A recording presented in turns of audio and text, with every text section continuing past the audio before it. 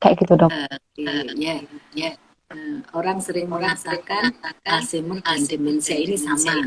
Sesungguhnya tidak sama. Ya, kalau demensia tadi karena kumpulan gejala, dia ini kumpulan gejala yang akhirnya karena kemampuan otaknya terganggu sehingga fungsi kognitifnya dalam hal ini berbicara, mengingat juga terganggu. Nah, pada Alzheimer disease atau penyakit Alzheimer ini tentunya penyakit ini adalah suatu penyakit yang progresif, bertahap dari waktu ke waktu, dan juga akan mengganggu otak yang akan mengalami kerusakan. Nah, kerusakan otak ini juga dampaknya akan mengalami gangguan mengingat, kemudian konsentrasi, mengambil keputusan. Perbedaannya dengan demensia tadi, kalau Alzheimer ini pasti perjalanannya progresif, penyakit degeneratif, dan tentunya bertahap dari waktu ke waktu. Kalau demensia masih banyak dokter Edis, bisa mudah juga terkena, tergantung jenisnya dan sifatnya. Begitu. Gitu ya dok. Kalau penyebabnya sendiri dok, antara demensia dan Alzheimer ini apakah sama ya dok? Kan tadi kan kalau Alzheimer itu kan lebih ke arah degeneratif. Apakah hampir sama seperti demensia ini? Apakah degeneratif itu juga menyebabkan demensia? Seperti itu dok. Oke, terima kasih dokter Adis. Ya, kalau degeneratif tidak selalu demensia, tapi kalau demensia Alzheimer, maka dia akan menjadi degeneratif. Jadi demensia ini banyak jenisnya, ada demensia vaskular. Nah, demensia vaskular ini tentunya sebabnya karena gangguan pembuluh darah, biasanya ada riwayat stroke. Nah, kalau demensia Alzheimer sendiri ini, Alzheimer-nya sendiri sudah degeneratif, yang terganggu adalah otaknya karena adanya pengendapan protein tadi itu yang merusak otak. Kalau yang demensia berbeda lagi, dia sekumpulan gejala tadi yang akan merusak. Nah, pada penyebab demensia bisa karena faktor usia juga bisa. Nah, demensia ini karena faktor usia bisa mulai dari muda sampai tua. Kemudian riwayat demensia pada keluarga itu juga bisa menjadikan faktor risiko.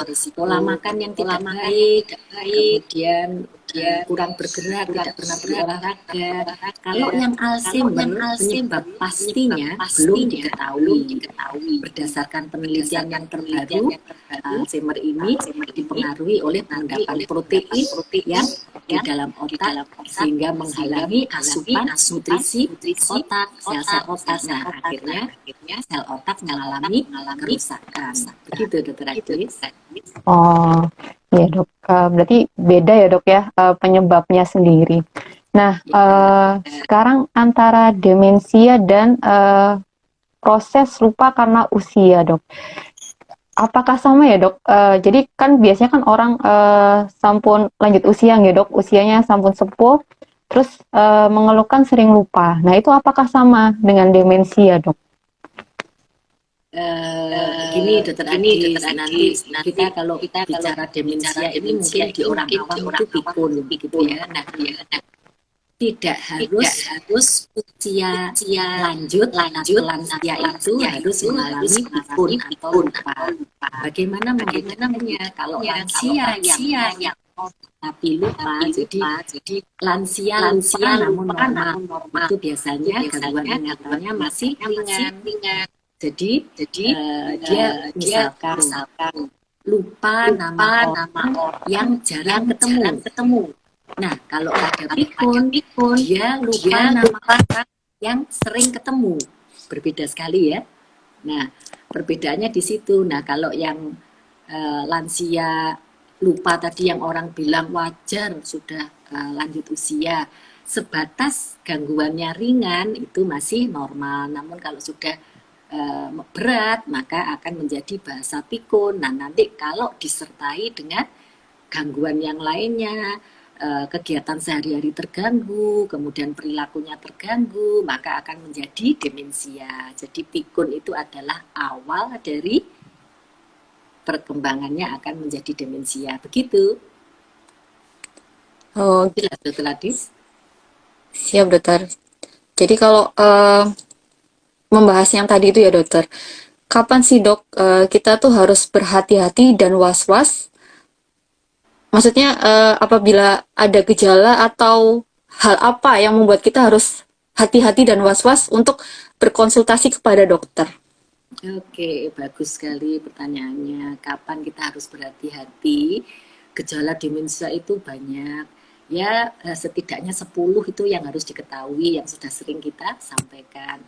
Kalau satu saja sudah muncul, itu sudah harus berhati-hati. Jangan diremehkan, jangan dicuekin. Sehingga, misalkan, kok saya menjadi sulit mengingat ya, atau saya kok kalau mau mengatakan sesuatu tuh kok sulit ya, misalkan seperti itu sudah harus mulai waspada. Sebaiknya segera konsultasi ke dokter. Jadi kalau masih ringan, tentunya nanti masih ada penanganan yang lebih bagus. Namun kalau sudah berat, akan sulit untuk diobati.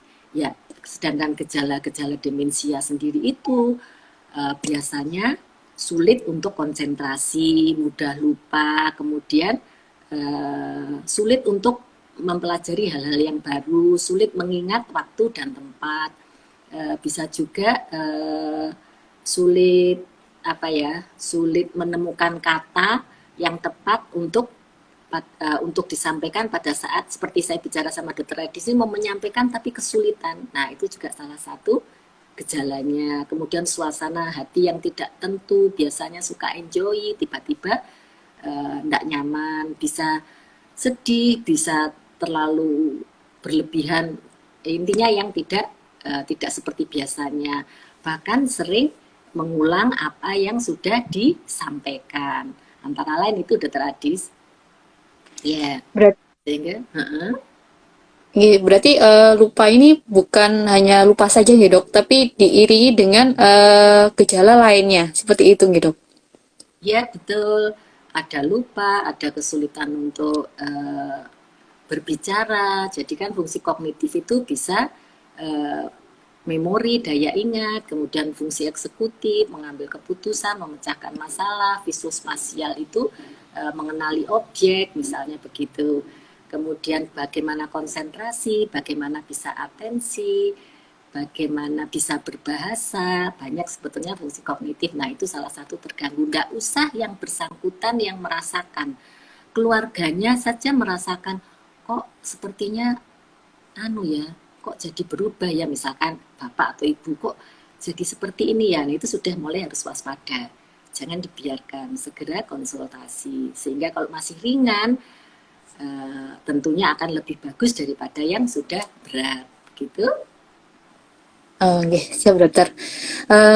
Mungkin bisa dijelaskan nih dok, bahayanya apa sih dok kalau kita membiarkan gejala-gejala yang sudah kita alami tadi itu yang bisa yang sebelumnya disebutkan misalnya sering lupa atau emosinya sering labil ya dok kalau bahasa gaulnya itu kira-kira bahayanya apa sih dok kalau dibiarkan? Ya, tentunya bahayanya ini bisa terkait dengan kehidupan, bisa terkait dengan jiwa juga ya. Kalau ODD, kita bicara ODD, orang dengan demensia. Kalau sampai dia mengalami lupa, bahayanya tentunya menjadi tidak produktif. Dia mau melakukan apa-apa tidak bisa maksimal. Nah, kalau dia tidak produktif, maka akan mengganggu fungsi kesejahteraan sosialnya, pastinya ya, kesejahteraannya akan menurun. Nah, itu bahaya untuk kehidupannya. Sedangkan bahaya untuk jiwanya pada kondisi ODD ini, tahap yang berat biasanya disertai dengan depresi. Nah, depresi ini tendensinya adalah dia ingin melakukan bunuh diri. Nah, itu yang betul-betul harus hati-hati. Biasanya kalau sudah mencapai depresi, dia ada rasa ingin bunuh diri. Begitu, itu bahayanya. Ya, kalau yang pada Alzheimer demensia Alzheimer sendiri, karena dia sulit mengingat, tentunya dia sudah makan atau belum juga tidak bisa merasakan. Kemudian dia merasakan nyeri, juga tidak bisa menyampaikan. Itulah yang sangat berat bagi seorang penderita demensia Alzheimer, tidak bisa mengungkapkan karena lupa, karena sulit untuk berbicara, sehingga terpendam sekali. Nah, itu yang membahayakan. Begitu. Siap dokter. Berarti memang bahaya ya dok ya kalau dibiarkan terus-menerus. Ya, bahayanya seperti itu tadi. Ya, bisa jatuh bahkan karena dia tidak mengingat, tidak tahu apa, misalnya begitu. Itu bahaya dalam kehidupan. Kalau bahaya jiwanya tadi, ya biasanya kalau sudah di tahapan si pasien ODD ini sudah ada depresi, kemudian dia ingin bunuh diri. Itu yang betul-betul harus hati-hati. Dan peran caregiver di sini sangat amat besar dan penting. Ya. Siap dokter. Berarti peranan caregiver sangat besar dan penting. Ngomong-ngomong terkait caregiver dokter, untuk tata laksana pengobatannya sendiri dokter, apakah bergantung pada caregiver atau ada pengobatan-pengobatan khusus untuk demensia atau orang yang pikun ini dok? Oke, ya jadi yang harus dipahami oleh siapapun pengobatan demensia maupun macam-macam demensia adalah bertujuan meringankan gejalanya. Itu yang harus dipahami dulu, meringankan gejalanya, berikutnya memperlambat perkembangan penyakitnya dan tentunya membantu supaya ODD ini tetap bisa hidup secara mandiri. Tujuannya itu dulu. Jadi kalau untuk Alzheimer sampai detik ini tidak ada obat untuk menyembuhkan. Namun bisa dicegah. Selagi masih dini tentunya akan dicegah. Nah, bagaimana melakukan supaya gejala-gejala yang sudah ada tadi itu bisa dilakukan dengan banyak cara, Dokter Adis. Misalkan terapi stimulasi kognitif, ada terapi okupasi, ada terapi rehabilitatif, kemudian ada terapi ingatan yang masing-masing sesuai dengan gejalanya. Misalkan sulit mengingat, maka akan kita berikan terapi ingatan. Nah, terapi ingatan di sini tentunya yang paling mudah adalah mengingat riwayat masa lalunya. Biasanya orang dengan demensia ini yang belum berat, dia masih sangat bisa mengingat masa lalunya.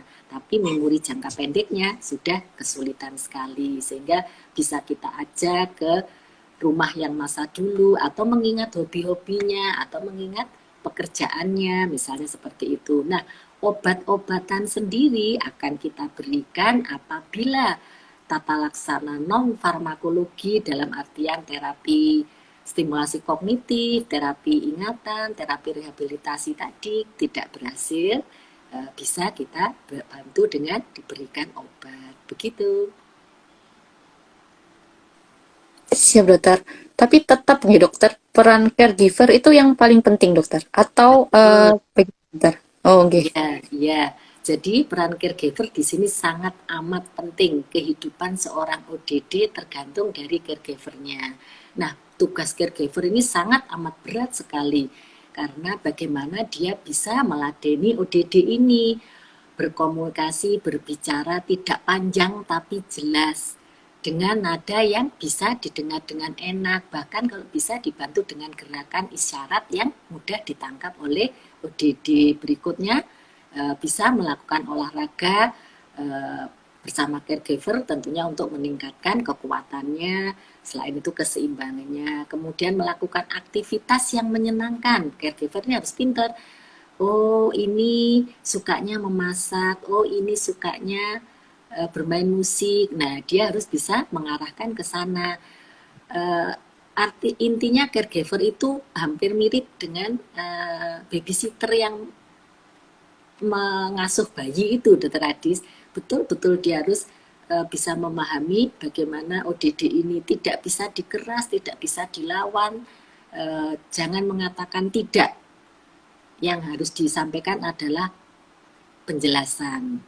Begitu. Jadi intinya dengan lemah lembut seperti itu. Ya, bahasanya tidak menyakitkan. Ya, begitu Dokter Adis. Sudah datangkah narasumber kita? Izin sepertinya belum, dokter. Mungkin hujan, Oh, mati lampu mungkin, dokter. oh Jadi iya iya iya belum iya. datang, dokter. Ya, enggak apa-apa. Gak apa-apa, Oke. dokter. Mungkin Oke. kita bicara berdua saja, ya, dokter. Ya, Iya, silakan. dokter. Jadi tadi dokter sudah menjelaskan, guys. Jadi peran peran caregiver atau lingkungan sekitar itu yang paling penting dalam pengobatan dari demensia. Sebenarnya tuh banyak dok pertanyaan mengenai pengobatan ini. Dalam artian, apakah setelah minum obat atau setelah melakukan apa yang tadi dokter jelaskan, itu demensia tuh bisa sembuh nggak sih dok? Banyak pasien-pasien yang bertanya seperti itu. Monggo dok bisa dijelaskan. Ya, terima kasih. Demensia itu jenisnya banyak, ya.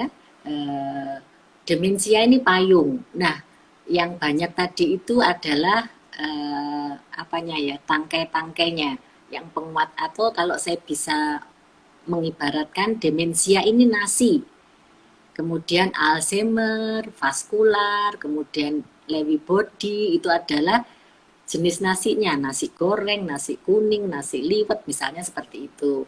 Nah, kalau demensia ini karena dia sebabnya banyak, tergantung sebabnya dokter Adis. Jadi, kalau dia masih dini, belum berat, tentunya akan lebih bagus hasilnya dibandingkan yang Alzheimer. Kalau Alzheimer ini tidak bisa disembuhkan. Seperti yang kita ketahui di keyakinan kita orang muslim bahwa di Al-Quran itu adalah penyakit yang tidak bisa disembuhkan adalah pikun atau demensia. Nah, kalau itu demensianya Alzheimer, kalau demensianya yang lain, demensia vaskular, demensia frontotemporal, atau demensia yang ada sebabnya, itu biasanya masih bisa ditangani. Yang harus ditangani tentunya penyebabnya itu jangan dibiarkan, harus ditangani sembari mengatasi dengan memberikan intervensi yang ada pada demensianya sendiri. Kira-kira begitu.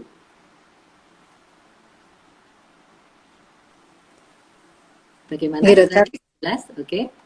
jelas Ya. jelas dokter, sangat jelas. Berarti kita berusaha untuk mencegah supaya Awal, tapi begitu yang berjalan waktu, ini masakan jadi gosong, misalnya seperti itu. Jadi lakukan satu hal pada satu waktu, itu yang paling bagus untuk membantu daya ingat. Multitasking kalau bisa luar biasa, tapi itu dalam jangka lama akan mengganggu daya ingat. Ya, mungkin itu jangan frustasi dengan kalau sulit mengingat, karena frustasi akan semakin membuat daya ingat menurun. Ya, jadi tetap semangat. Aku kok lupa, oh ya berarti belum diulang-ulang. Ayo diulang-ulang lagi belajarnya 2 3 kali, 4 kali, enggak apa-apa. Yang penting harus diulang, di recall. Begitu Dokter Adis. bisa dokter. Berarti harus terus mengulang-ulang ya dok. Kalau ada rangsangan materi misal satu itu harus kita ulang-ulang supaya memorinya Masuk ada menjadi di dalam. memori jangka panjang, ya Ya, tujuannya supaya dokter. tersimpan sampai di jangka panjang. Kalau cuma jangka pendek itu nanti hilang hanya beberapa saat saja. Kalau tidak diulang lagi, oh tadi suaranya seperti Mick Jagger ya kayaknya, misalnya seperti itu, diulang-ulang lagi. Siap, Insya itu Allah terkait. bisa menjadi Oke. baik. Baik dokter, itu terkait memori ya dokter. Kalau Uh, untuk makanan sendiri dokter, ada nggak pencegahan? Biasanya kan orang-orang tanya, dok, apa sih yang boleh dimakan, apa sih yang nggak boleh dimakan? Itu ada nggak perbedaannya dok? Ya ada tentunya. Jadi pencegahan dari demensia, apapun itu demensia, kalau yang ada sebabnya, tentunya penyebabnya juga akan harus dijaga. Jadi intinya harus bisa membuat otak sehat. Bagaimana otak sehat itu?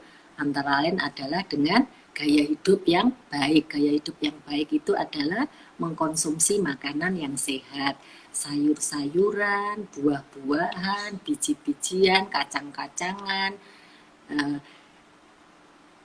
Kurangi, hindari karbohidrat, gula. Nah, seperti itu. Kalau kebanyakan itu akan mengganggu daya ingat. Sementara orang Indonesia, bangsa kita itu Yang disuka adalah karbo, golongan manis-manis. Nah, bisa jadi mungkin lupanya PPDS tadi kebanyakan karbo. Nah, antara lain seperti itu. Dan yang harus diingat untuk supaya bisa mengingat dengan baik, otak bisa bekerja dengan baik, tentunya menjaga kesehatan jantung, karena kesehatan jantung ini adalah yang akan mengalirkan darah ke seluruh tubuh. Bagi otak adalah sangat penting untuk diperlukan untuk energi. Jangan lupa cukup istirahat. Bahkan ini Dokter Adis, menjaga berat badan yang ideal itu secara tidak langsung sih ya, secara tidak langsung berat badan kalau tidak ideal bisa menjadikan banyak penyakit, bisa menjadi diabetes, bisa menjadi hipertensi. Nah, itu secara tidak langsung akan menjadi terjadinya demensia tadi, bisa karena demensia vaskular mungkin kalau terjadi stroke, kemudian bisa juga menjadi ada demensia HIV, banyak sekali demensia ini. Sebetulnya yang paling murah meriah tapi mungkin orang juga malas mengerjakan itu berolahraga. Berolahraga ini informasinya bukan jangka pendek, menjaga fungsi daya ingat ini jangka panjang. Ya, jangka panjangnya akan bisa menguntungkan daya ingat karena olahraga ini menggerakkan seluruh tubuh, Dr. Adis.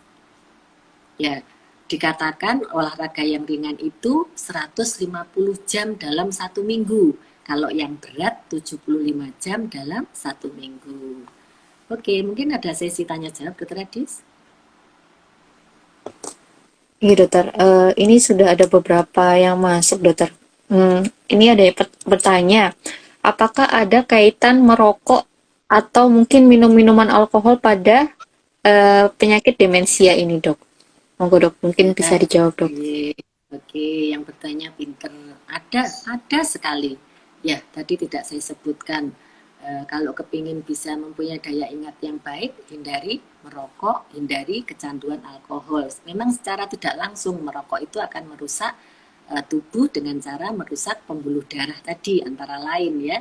Antara lain, dan nikotinnya sendiri juga akan merusak organ-organ tubuh. Jadi kalau merokok yang paling gampang nanti akan merusak pembuluh darah sehingga akan mengalami apa bahasa awamnya tuh menjadi kerak di dinding pembuluh darahnya itu. Kalau di apa itu selang untuk menyiram air itu menjadi kerak lah, kalau ini menjadi penebalan di dinding pembuluh darah sehingga menyempit, maka aliran darah ke otak pun berkurang secara tidak langsung seperti itu. Begitu juga dengan peminum alkohol, dia akan merusak organ-organ tubuh, bukan hanya otak saja, liver, hati juga akan mengalami kerusakan. Ya, sebaiknya dihindari merokok, pecandu alkohol, atau minum alkohol. Ya, jadi memang pola gaya hidup yang sehat itu yang akan membantu otak ini menjadi sehat. Begitu. Siap dokter. Ini ada pertanyaan lagi dokter. Apakah orang yang suka marah-marah itu juga bisa terkena demensia dokter? Monggo bisa dijawab dokter. Ya, oke. Ya, ini yang sederhana-sederhana, sangat amat bisa. Jadi positive thinking, berpikir yang enak itu akan membantu otak menjadi sehat. Ya, kalau marah tuh kan energinya otomatis keluar banyak. Wah, sudah kelelahan. Ini yang gampang aja, gampang untuk ditelaah. Orang marah energinya habis, akhirnya lelah untuk mengingat juga terganggu lah. Kalau itu seringkali menjadi temperamental, menjadi karakternya seperti itu. Nah, terkait dengan neurotransmitter marah ini tentunya berdampak bisa tensinya tinggi, yang akibatnya menjadi pembuluh darah otaknya pecah jadi stroke, ya pasti tidak ada baiknya. Insya Allah hidup damai tenang itu yang menjadikan segalanya indah. Ya, begitu Dokter Adis. Ya, semoga tidak ada yang marah lagi ya. Mudah untuk dikatakan. Ya, oke. Okay. Siap dokter. Izin, ini juga ada pertanyaan dokter. Selamat sore dokter. Bermain game apakah bisa mencegah demensia ya dok? Gimana? Mohon penjelasannya. Terima kasih banyak, dokter. Gimana? Apakah bermain game bisa mencegah Oh, demensia, dokter? Mencegah, ya, dokter. Mencegah demensia, dokter. ya, Monggo, oke, dokter. ya. Selama itu ada batas yang wajar, betul. Ya, intinya dia menstimulasi otaknya. Jadi merangsang otaknya untuk bekerja. Tapi kalau kecanduan game tentu tidak baik. Jadi memang dikatakan seperti itu. Artinya tujuannya adalah untuk merangsang otak, mengisi teka-teki silang itu juga merangsang otak. Tapi kalau bermain game yang mencandu sangat amat akan bisa menjadi demensia bahkan sebaliknya. Jadi harus hati-hati. Eh, Jangan hanya sepotong yang dipahami, tapi harus keseluruhan. Kalau eh, hanya untuk sekedar menstimulasi otak, merangsang otak, bagus. Tapi kalau sampai kecanduan sehingga tidurnya terganggu, aktivitasnya terganggu, jadi mager kan dokter Adis? Ya enggak mau bergerak, cuman diem-diem gitu aja. Akhirnya tidak sehat. Oke? Siap, dokter. Ini juga ada pertanyaan, dokter. Kalau seandainya keluarga tidak care, bagaimana yang harus dilakukan, dok? Monggo, dokter bisa dijawab, dok. Keluarga tidak care. Ya, kita edukasi keluarganya. Karena ini keluarganya ODD kan? Maksudnya keluarganya orang demensia ya? Ini, dokter. Oke, ya. Ya, Ada yang, ih, keluarganya yang harus kita kasih penjelasan. Ya, karena ODD ini betul-betul membutuhkan bantuan dari keluarga. Kalau keluarga kesulitan, mungkin bisa mencari pengasuh atau caregiver yang lain. Intinya harus ada pendamping seorang ODD ini. Keluarganya tidak care, oke, mungkin sibuk dengan segala macam, tapi bisa mencarikan pengasuh yang akan membantu ODD ini. Kita jelaskan dampaknya, ini kan keluarganya. Kalau tidak ada yang memperhatikan, nanti akan semakin terpuruk keadaannya sehingga akan membahayakan jiwanya, bukan kehidupannya, bahkan jiwanya. Dia akan mengalami gangguan perilaku yang akhirnya menjadi depresi. Nah, pada saat sudah seperti itu, tidak banyak yang bisa kita lakukan, ya begitu. siap, dokter. Ini juga ada yang bertanya, dokter.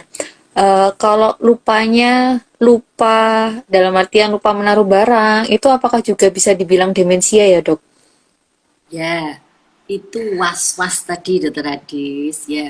Lupa nama orang, lupa naruh barang. Nah, sehingga kalau lupa yang seperti itu, bagaimana kita memberikan edukasinya? Salah satu memang gejalanya adalah dia menjadi uring-uringan marah karena merasa kehilangan barang yang sesungguhnya dia lupa menaruh di mana tempatnya, sehingga harus kita sampaikan, letakkan di tempat yang sudah terbiasa diletakkan. Itu salah satu cara memberi edukasinya, supaya kalau kunci kita letakkan di sebelah sini, ada tulisannya mungkin ya. Kalau kacamata di sini, misalnya seperti itu. Ya, itu salah satu. Jadi sepertinya sepele, apalagi kalau itu terjadi pada lansia, dianggapnya ah karena sudah tua maklum lah, kan begitu ya. Padahal sesungguhnya kalau itu dibiarkan akan mengganggu selanjutnya untuk masuk ke demensia. Begitu mungkin. Ini kok Siap, gelap ya? dokter. Gelap ya dokter Adis ya? Mau di sini tidak, dokter? Mungkin Oh, sinyalnya, dok. Nggih. oh, iya, iya, oke. Tidak terlihat, dokter, gambarnya. Hanya gelap saja. Iya, ada pertanyaan masih? Izin, ini ada yang bertanya, dok. Mohon isi bertanya, dokter. Apakah orang dengan demensia tanpa komorbid dapat diberikan vaksin COVID, dokter? Terima kasih. Oke, pertanyaannya bagus sekali ya. Apakah pasien demensia? Ini demensia ini karena bisa terjadi pada orang muda atau orang lansia. Jadi muda itu dalam artian bukan muda yang masih ABG itu ya. kira-kira 30 itu bisa terjadi demensia, tergantung sebabnya. Kalau dia mengalami trauma kepala, jatuh, kemudian bisa menjadi demensia juga bisa. Awalnya amnesia, lama-lama bisa menjadi demensia. Nah, kalau untuk vaksin tidak ada komorbid, insya Allah bisa. Ya, nanti tergantung apakah eh, dia takut dengan injeksi sampai sana tiba-tiba waktu ditensi 200. Nah, namanya menjadi ditunda dulu. Jadi bisa dalam artian secara superficial, tapi kan tetap harus ada persyaratannya, nanti dilakukan ini itu dulu. Nah, kalau itu aman semua tentunya bisa dilakukan. Bisa dilakukan. Berarti tidak ada kontraindikasi ya dok? Atau tidak ada larangan nih pada pasien demensia? Tidak ada larangan kalau memenuhi persyaratannya. Siap Ya. dokter. Lalu ini ada pertanyaan lagi dok, apakah membaca Al-Quran itu bisa mencegah demensia? Silakan dokter. Ya, oke, sangat amat bisa. Sangat amat bisa, kan itu artinya dia menstimulasi otaknya. Menstimulasi otaknya yang penuh dengan penghayatan, dan intinya kalau itu adalah sesuatu yang positive thinking, pastinya sangat baik. Nah, sesungguhnya yang ingin saya melakukan penelitian itu justru itu, karena belum mendapatkan data. Mungkin kalau bisa dilakukan luar biasa. Nanti komunitasnya yang mana, yang masih sehat atau yang bagaimana.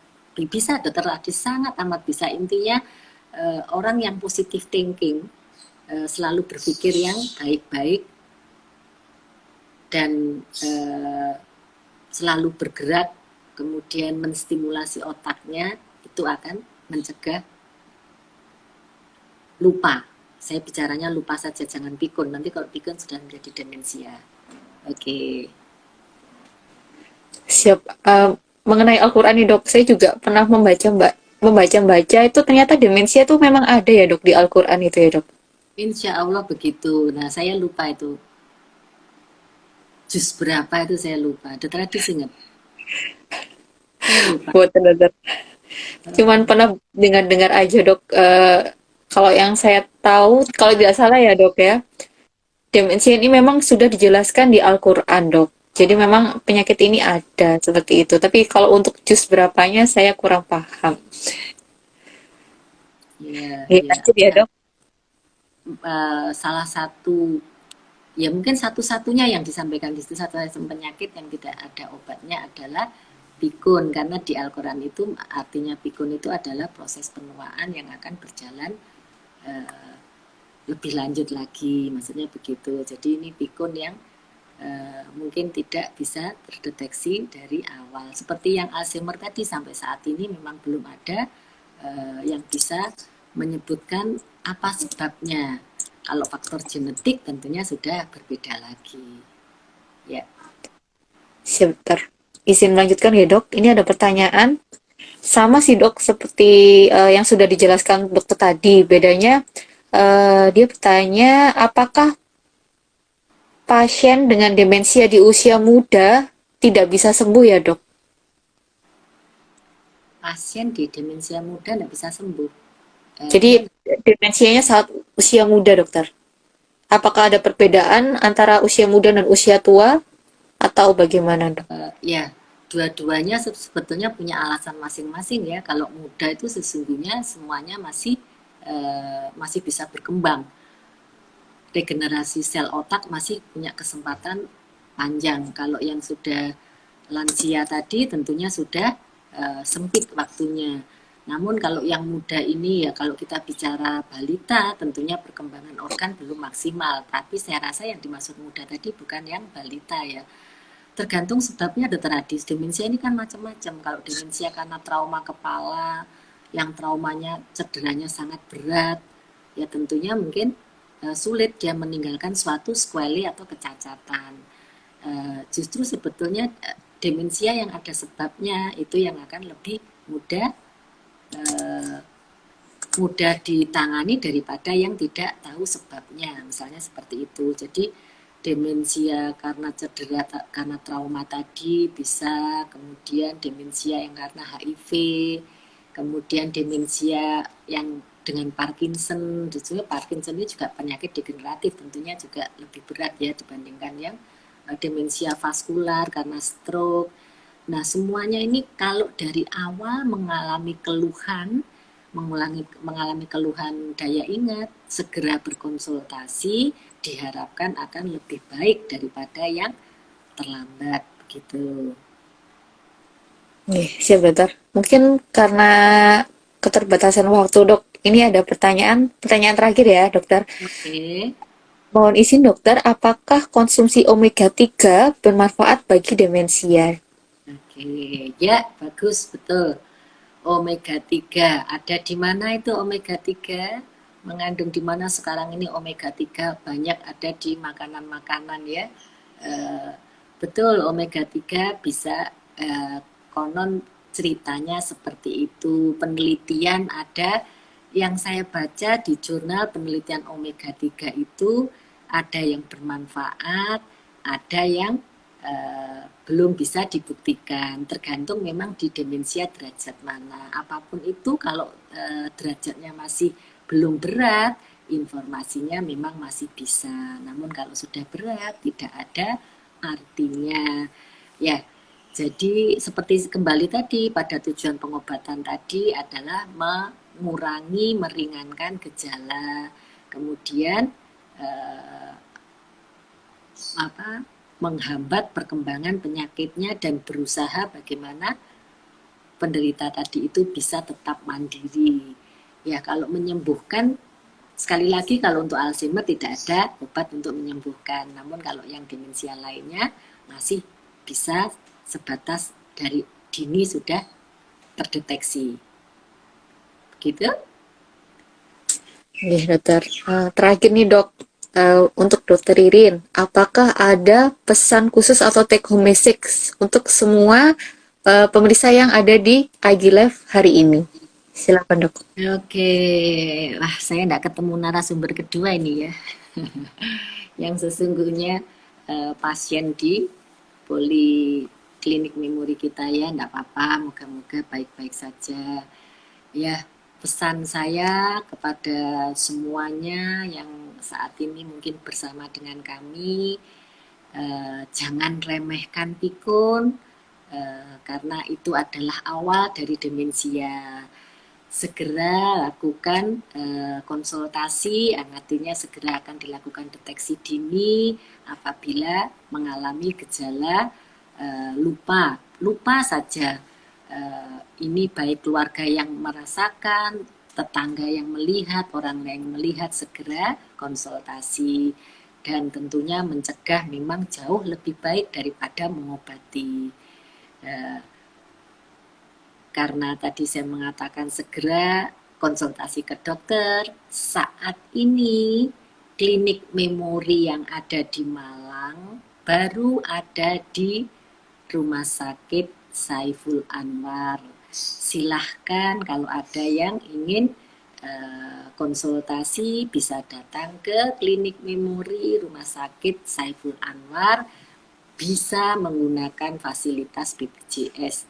Tujuannya adalah deteksi dini. Namun jangan kecil hati, di fase 1 pun sudah kami berikan pelatihan para pemirsa semuanya yang nanti mereka sesuai dengan kompetensinya. Kalau sudah lewat dari kompetensinya akan mereka rujuk ke vaskes yang selanjutnya. Begitu Dokter Adis.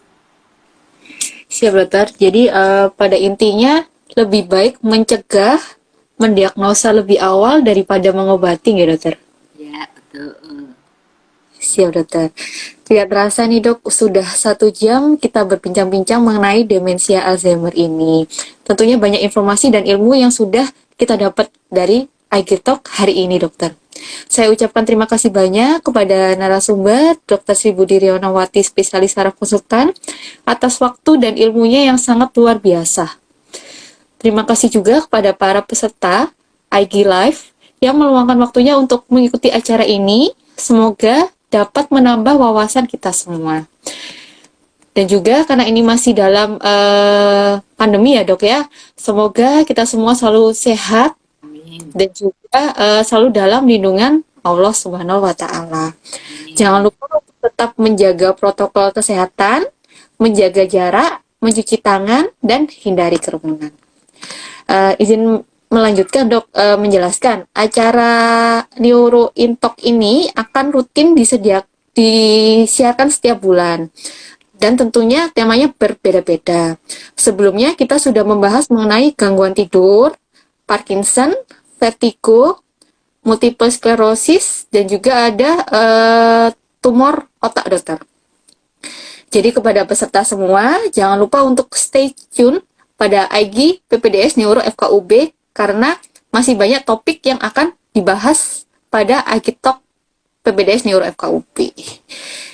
Baik dokter, akhir kata saya ucapkan mohon maaf yang sebesar-besarnya ya dokter. Terima kasih banyak untuk waktunya. Sampai jumpa di kesempatan berikutnya ya dok. Oke, terima kasih Dokter Adis. Barakallah. Semoga semua Iya sehat ya. dokter. Oke. Amin, Allahumma amin. Terima kasih banyak dokter. Saya tutup ya dokter. Oke. Assalamualaikum warahmatullahi wabarakatuh. Waalaikumsalam warahmatullahi wabarakatuh. Terima kasih. Terima kasih banyak dokter.